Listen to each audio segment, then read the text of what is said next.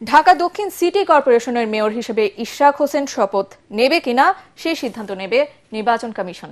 দুপুরে প্রধান বিচারপতি ডক্টর সৈয়দ রেফাত আহমেদের নেতৃত্বাধীন আপিল বিভাগের 7 সদস্যের পূর্ণাঙ্গ বেঞ্চ রিট নিষ্পত্তি করে এই আদেশ দেন।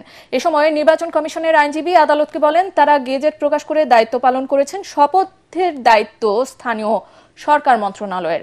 মেয়র হিসেবে ইশরাক হোসেনের শপথ ইস্যুতে সাংবিধানিক দায়িত্ব পালনে নির্বাচন কমিশনের ভূমিকা উদ্বেগজনক বলে মন্তব্য করেন সর্বোচ্চ আদালত।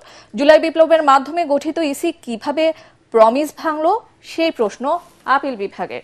আগামী নির্বাচন আয়োজনে কমিশনের ভূমিকা নিয়ে সংশয় প্রকাশ করেছে আদালত। ইশরাক হোসেনের আইনজীবীর দাবি, সর্বোচ্চ আদালতের এই আদেশের ফলে শপথ পড়াতে আর বাধা নেই।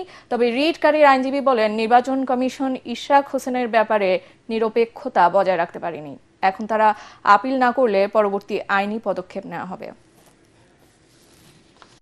কোর্ট কোনো স্থগিত দেননি, অর্থাৎ গ্যাজেট, তারা যে গ্যাজেট প্রকাশ গ্যাজেটটা স্থগিত চেয়েছে সেটা স্টে করেন, স্থগিত করেননি।